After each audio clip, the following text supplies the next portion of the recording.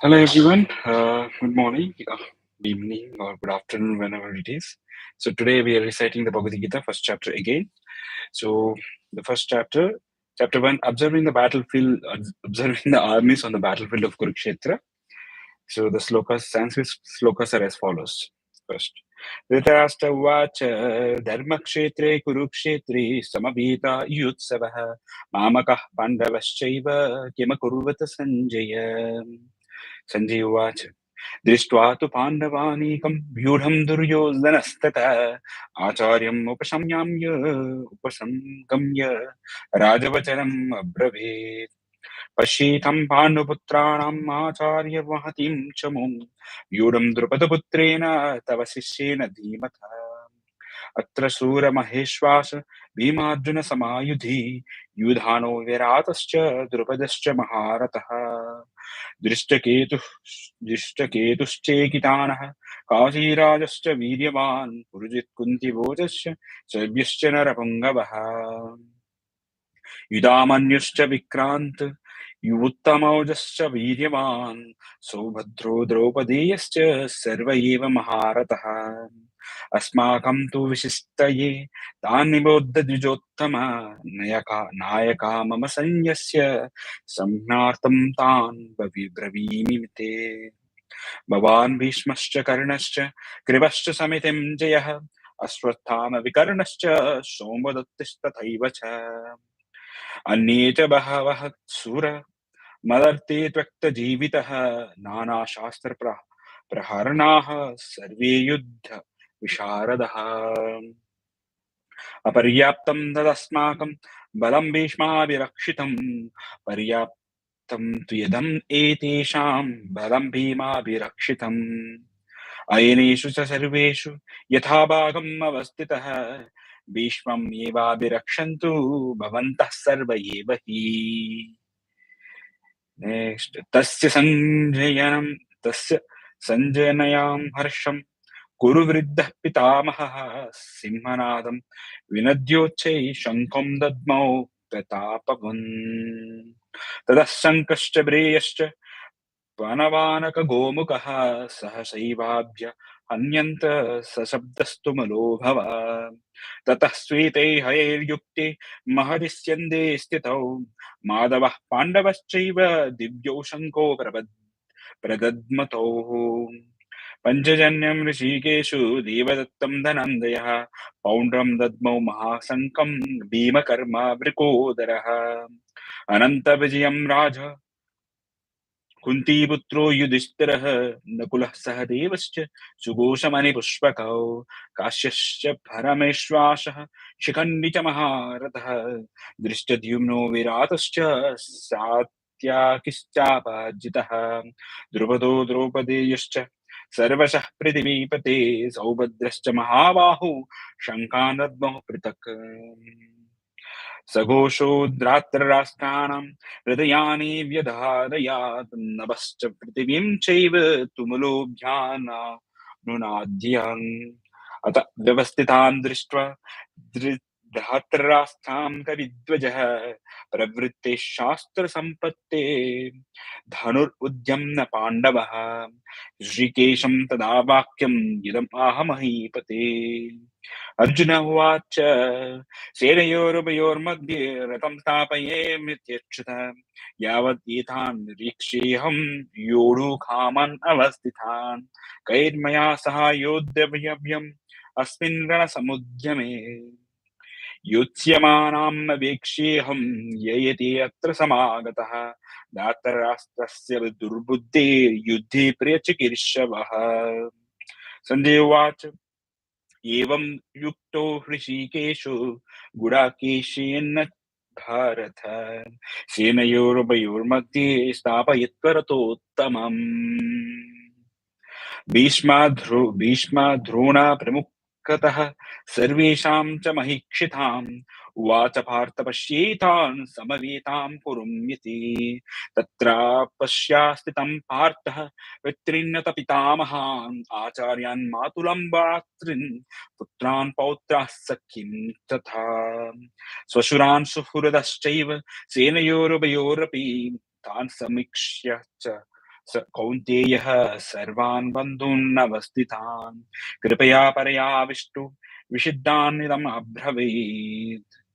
अर्जुन उवाच दृष्ट्वेमां स्वजनः कृष्ण युत्सं समुपस्थितं सिदन्ति मम गात्राणि मुखं च परिशुष्यति विपतुश्च शरीरे मे रोमहर्षश्च जायते गाण्डीवं स्रंशते हस्तात् तच्चैव परिदह्यते न च शक्नोमि अवस्थातुं भ्रमतीव च मे मनः निमित्तानि च पश्यामि विपरीतानि केशव न च श्रेयोऽनुपश्यामि हत्वा स्वजनम् आहवे न काङ्क्षे विजयं कृष्ण न च राज्यं सुखानि च किं नु राजेन्द्र गोविन्द किं भोगे जीवितेन वा येषाम् अर्थकाङ्क्षितं नो राज्यं भोगः सुखानि च तैमेव अवस्थिता युद्धे प्राणां स्वक्वदनानि च आचार्यः पितरः पुत्रस्तथैव च पितामहः मातुलः श्वशुरः पौत्रः श्यालः सम्बन्धिनस्तथा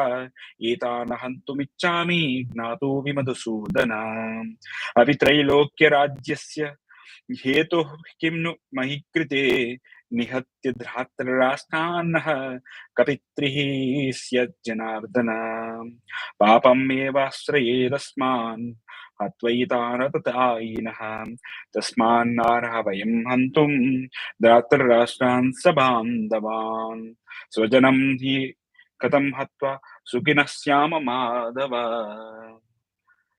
यदि अपि ये तेन पश्यन्ति लोभोपहत चेतसः कुलक्षयकृतं दोषं मित्राद्रोहे च पातकम् कथं न ध्येयम् अस्माभिः पापादस्मं निवर्तितुं कुलक्षयकृतं दोषं प्रपश्याब्धिर्जनार्दन कुलक्षये प्रणश्यन्ति कुलधर्मः सनातनः धर्मेणश्चे कुलं कृष्णम् अधर्मो विभवति यथा अधर्माभिभवात् कृष्ण प्रदुष्यन्ते कुलस्त्रियः स्त्रीषु दुष्टास्तु वार्ष्णेय जायते वर्णशङ्करः शङ्करो नरकायैव कुलज्ञानं कुलस्य च पतन्ति पितरो हि येषां लुप्तपिण्डोदकक्रियः दोषैरेतः कुलज्ञानं वर्णशङ्करकारकैः उत्सध्यन्ते जातिधर्मः कुलधर्मश्च शाश्वतः उत्सन्नकुलधर्माणां मनुष्याणां जनार्दन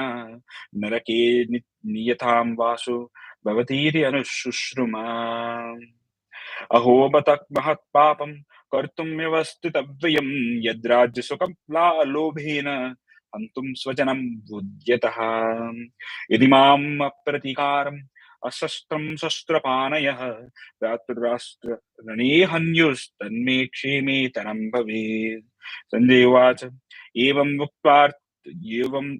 उक्त्वार्जुनः संख्ये रतोपश्चन्ते उपाविशात् विसृज्य सरं चापं शोकसंविघ्नमानसः. So this is the first chapter, all the Sanskrit slokas. I would like to read the meanings of all the slokas in above, so we can know the flow of the chapter as well. So Dhritarashtra Uvacha. O Sindhya, after my sons and the sons of Pandu assembled in the place of pilgrimage at Kurukshetra, desiring to fight, what did they do? Sanjaya said, O king, after looking over the army arranged in military formation by the sons of Pandu, King Duryodhana went to his teacher and spoke the following words. O my teacher, behold the great army of the sons of Pandu, so expertly arranged by your intelligent disciple, the son of Drupada. Here in this army are many heroic bowmen, equal in fighting, to Bhima and Arjuna. Great fighters like Yudhana, Virat, and Drupada. There are also great, heroic, powerful fighters like Drishtaketu, Chekitana, Kashiraja, Purujit, Kuntiboj, and Saibhir. They are the mighty Yudhamanyu, the very powerful Uttamauja, the son of Subhadra and the sons of Draupadi. All these warriors are great chariot fighters. But for your information, O best of the Brahmanas, let me tell you about the captains who are especially qualified to lead my military force. There are personalities like you, Bhishma, Karna, Kripa, Ashwathama, Vikarna, and son of Somadatta called Bhurishrava, who are always victorious in battle. There are many other heroes who are prepared to lay down their lives for my sake. All of them are well equipped with different kinds of weapons, and all are experienced in military science. Our strength is immeasurable and we are perfectly protected by Godfather and grandfather Bhishma, whereas the strength of the Pandavas carefully protected by Bhima is limited. All of you must now give full support to grandfather Bhishma as you stand at your respective strategic points of entrance in the phalanx of the army. And then Bhishma, the great valiant grandsire of the Kuru dynasty, the grandfather of the fighters, blew his conch shell very loudly, making a sound like the roar of a lion, giving Duryodhana joy. After that, the conch shells, drums, bugles, trumpets, and horns were all suddenly sounded, and the combined sound was tumultuous. On the other side, both Lord Krishna and Arjuna stationed in the great chariot drawn by the white horses sounded the transcendental conch shells. Lord Krishna blew his conch shell called Panchajanya. Arjuna blew his the Devadatta, and Bhima, the voracious eater and the performer of Herculean tasks, blew his terrific conch shells called Poundra. King Yudhishthira, the son of Kunti, blew his conch shell the Ananta Vijaya, and the Nakula and Sahadev blew the Sugosha and Manipushpaka.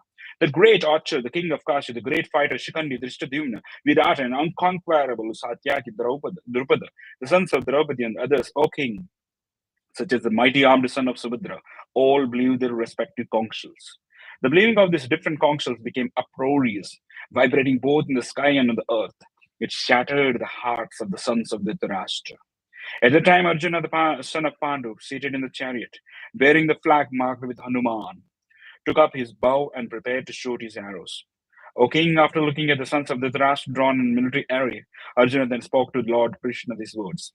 Arjuna said, O infallible one, please draw my chariot between the two armies, so that I may see those present here, who desire to fight and with whom I must contend in this great trial of arms. Let me see those who have come here to fight, wishing to please the evil-minded son of Dhritarashtra. Sanjaya said, O descendant of Bharata, having thus been addressed by Arjuna, Lord Krishna drew up the fine chariot in the midst of the armies of both parties. In the presence of Bhishma, Drona, and other Tibetan of the world, the Lord said, Just behold, Partha, all the Kurus assembled here. There Arjuna could see within the midst of the armies of the both parties his fathers, grandfathers, teachers, maternal uncles, brothers, sons, grandsons, friends, and also his fathers-in-law and well-wishers. When the son of Kunti, Arjuna, saw all these different grades of friends and relatives, he became overwhelmed with compassion and spoke this. Arjuna said, My dear Krishna, seeing my friends and relatives present before me in such a fighting spirit, I feel the limbs of my body quivering and mouth drying up. My whole body is trembling, my hair is standing on end, and my bow Gandiva is slipping from my hand, and my skin is burning. I am now unable to stand here any longer. I am forgetting myself, and my mind is reeling. I see only causes of misfortune, O Krishna, killer of the Keshi demon. I do not see how any good can come from killing my own kinsmen in this battle, and nor can I, my dear Krishna, desire any subsequent victory, kingdom, or happiness. O Govinda, of what avail us to us are a kingdom, happiness, or even life itself, when all those for whom we may desire them are now arrayed on this battlefield? O Madhusudana, when teachers, fathers, sons, grandfathers, maternal uncle, fathers-in-law, grandsons, brothers-in-law, and other relatives are ready to give up their lives and properties and are standing before me, why should I wish to kill them, even though they may otherwise kill me? O maintainer of all living entities, I am not prepared to fight with them even in exchange for the three worlds, let alone this earth. What pleasure will we derive from killing the sons of Dhritarashtra? Sin will overcome us. If we slay such great aggressors, therefore it is not proper for us to kill the sons of Dhritarashtra and our friends. What should we gain, O Krishna, husband of goddess of fortune? And how could we be happy by killing our own kinsmen? O Janardana, although these men, their hearts overtaken by greed, see no fault in killing one's family or quarreling with friends, why should we, who can see the crime in destroying a family, engage in these acts of sin? With the destruction of the dynasty, the eternal family tradition is vanquished, and thus the rest of the family becomes involved in irreligion. When irreligion is prominent in the family, O Krishna, the women of the family become polluted, and from the degradation of the womanhood, O descendant of Vishnu, becomes unwanted progeny.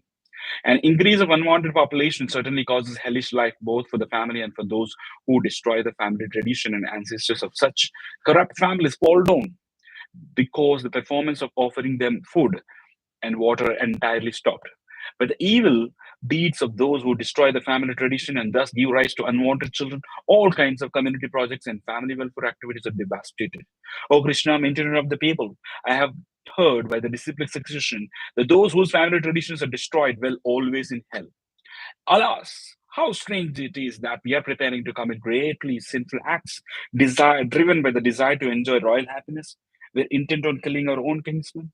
Better for me if no, if the sons of Dhritarashtra, weapons in hand, were to kill me unarmed, unresisting on the battlefield.